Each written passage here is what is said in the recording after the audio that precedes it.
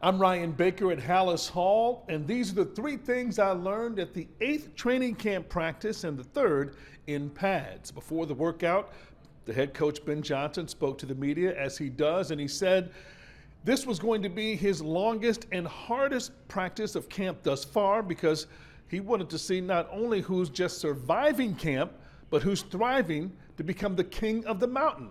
And true to his word, the Bears were out there on the field for just under 2.5 hours. And at least it wasn't as humid as it has been for most of training camp. A little cool breeze up here in Lake Forest. And I thought it would be more physical based upon what the head coach had to say before the practice, but it was spirited.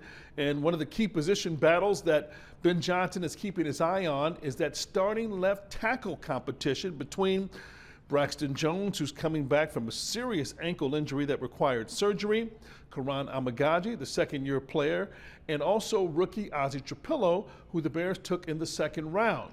Now, all three are rotating with the ones and got their opportunities to show what they can do at that position. They all spoke after practice, and one thing that stood out is that the competition is not getting in the way of their camaraderie.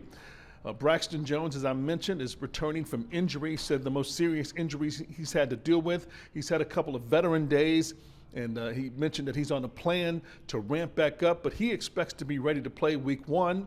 Karan Amagaji didn't even go through training camp last year. He was recovering from quad surgery, a quad injury he suffered his last year at Yale. So he's like, this is all new to me. I wish I had gone through this last year to be ready, but he got some spot duty. Of course, was thrown into the fire in a tough situation last year.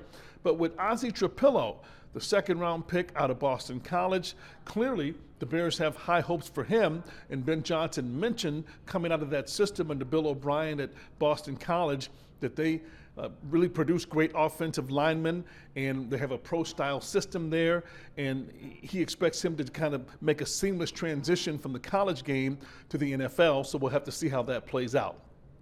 Last but not least, Luther Burden III was absolutely impressive in his 4th practice and his comeback from a hamstring injury. Ben Johnson said, looking at the tape, Burton's play speed just jumps right out, and I can tell you it's much more impressive in person. Luther Burden has some wheels, and he was showing them off today, running great routes and making some spectacular catches, beating DBs.